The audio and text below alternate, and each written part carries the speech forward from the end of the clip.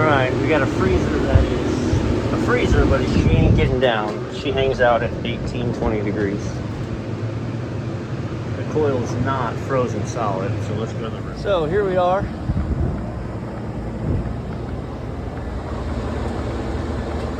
On the roof. This is a walk-in cooler that the compressor doesn't run.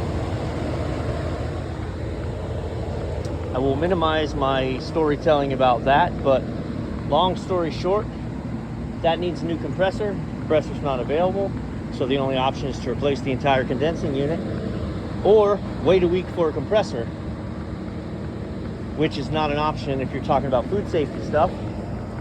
So they called someone else to handle that, which is fine by me.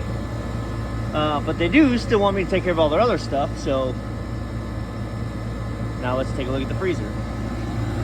Kind of cut and dry. Our sight glass is flashing.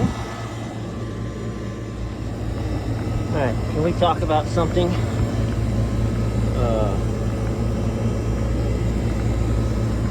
In case you guys didn't know, I did not go to trade school.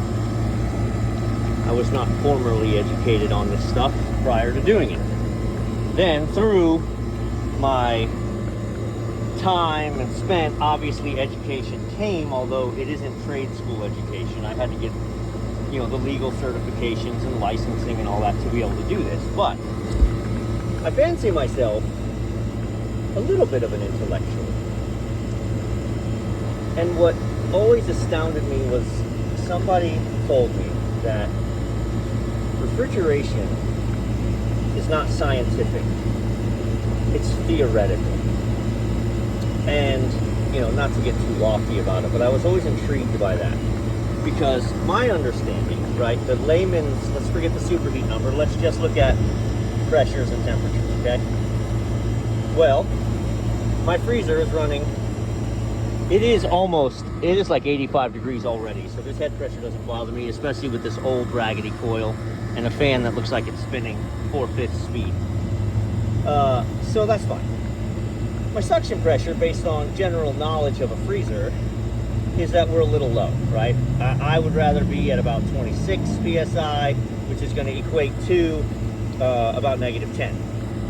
But, the layman's understanding when as my brain worked was like, well, wait, at 18, we should actually be able to have a -17 degree coil, right? But that's not what that means. It means beyond -17, the refrigerant got useless. So even though we just look at these pressures and go, well, we might be a little low, but it's not crazy, superheat takes over and tells the real story. So I have 60 degrees of superheat up here, which means the difference between, let's put my temperature and see if it'll show it to me. Boy, hang on.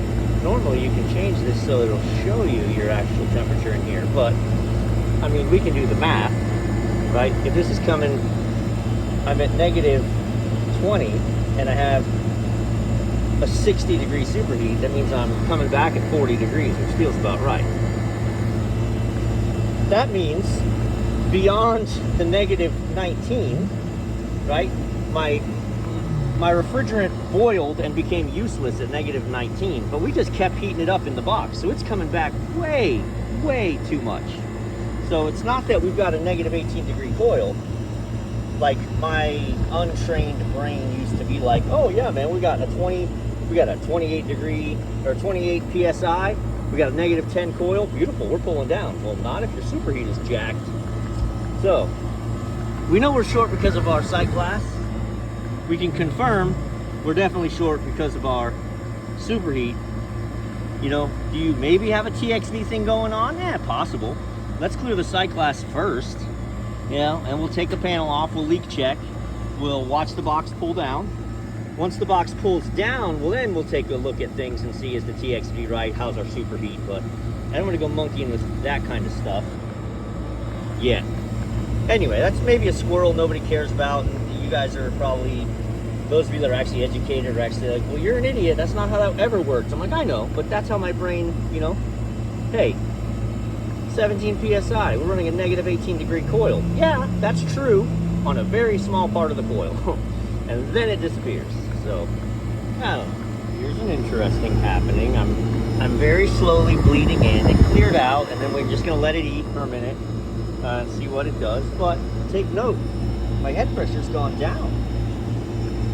My head pressure's gone down. There's two things I did. I added gas, which shouldn't have made our head pressure go down, and I removed the top.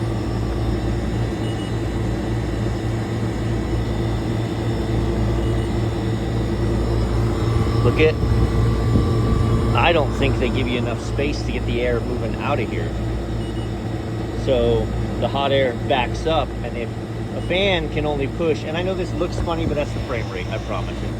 It's actually spinning.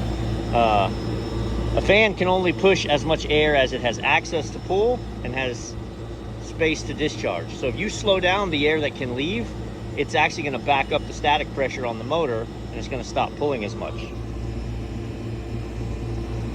Now, still, I've kind of got an alarming, not a great situation right off the bat. I've cleared the sight glass, well, kind of. She keeps stuttering. My superheat did go down a little bit, but not much. We gotta let the box pull down, if it will, and see what happens here. So we may have had a little bit of a false reading to begin with, and we were much shorter in pressure than we thought. If our head pressure was falsely elevated, 300, you know, we didn't really have 300 head pressure. We really might have had 225 or 230, something telling me we were short. But with that cover on, let's slap that cover on and see, right? So we're definitely chilling now right here in this area.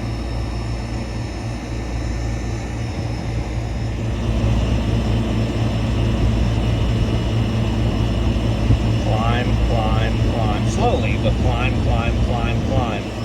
And all I did was set the top back on. Back up to 312.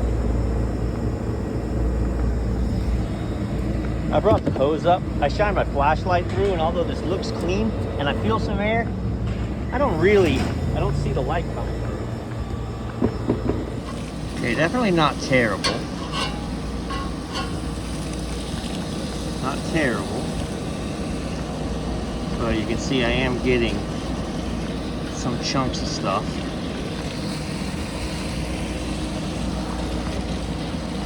But this isn't like an impacted coil, oh no. So this may be a situation where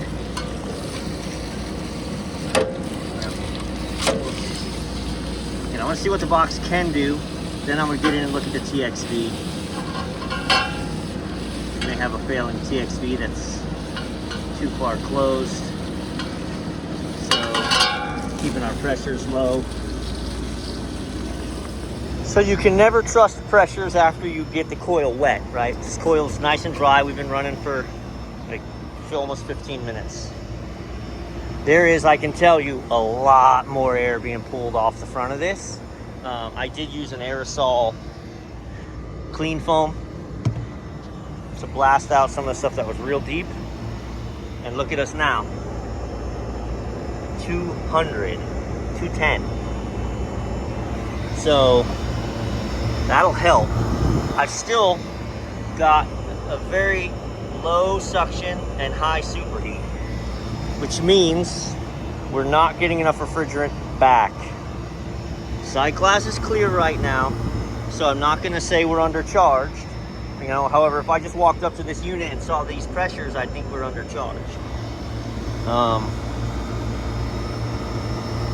No temperature drop across the dryer. I don't have a reason to think there's a restriction there. Let's go inside and see if the pressures respond to a TXV adjustment.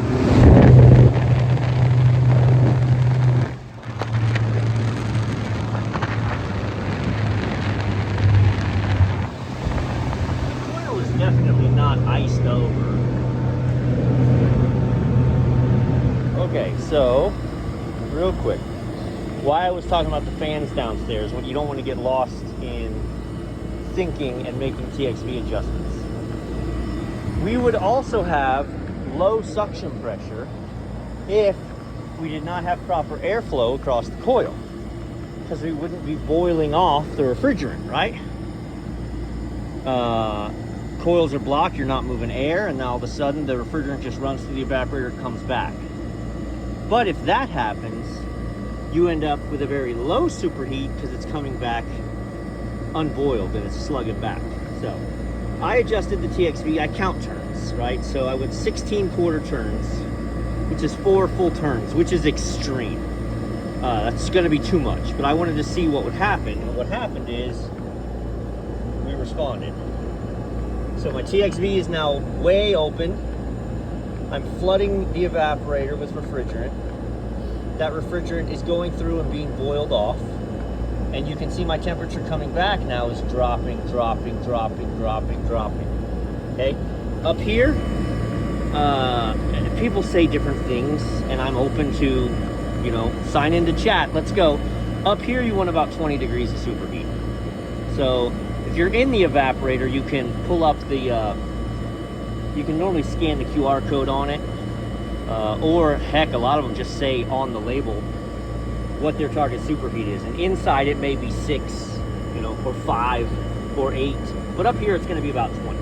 So I like what's happening because now I'm running an appropriate pressure, meaning I've got enough refrigerant in the evaporator that it's effective. Last time there was enough refrigerant in the system, but in the wrong place.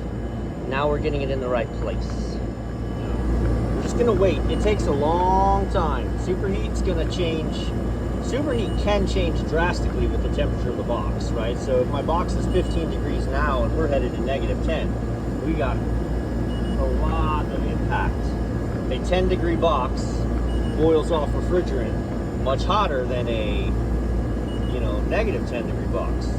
So also another Copeland shout out, 2005 baby, 2005. These old canisters, man, they're awesome. Somebody was asking yesterday on one of the, oh, look at this is gonna be a problem. You know, I would imagine it was a youngster, right? I'm 46 years old. But I would imagine it's a youngster who deals with scrolls all the time, not old equipment, but new equipment. You know, maybe, well, who knows? But it's like, you know, what's up with that? That shape, why is it like that? It's a canister compressor, man. It's like this because it runs for 20 years. I challenge you. Tell me what scroll in your world you think you're going to be checking up on in 15 years. There isn't one. We're trying to get these things out of warranty first, and then beyond that, it's like, are you going to get 10 years out of your scroll anymore? Doesn't seem like it. But kudos, man. 2005. Keep on keeping on if you take care of it. So we've gone too far. I don't know if you can see. We've gone too far. I've only got 5 degrees of superheat up here. So we need to take the TXV back the other way. I don't want liquid coming back to the compressor because that will damage the compressor and shorten its life.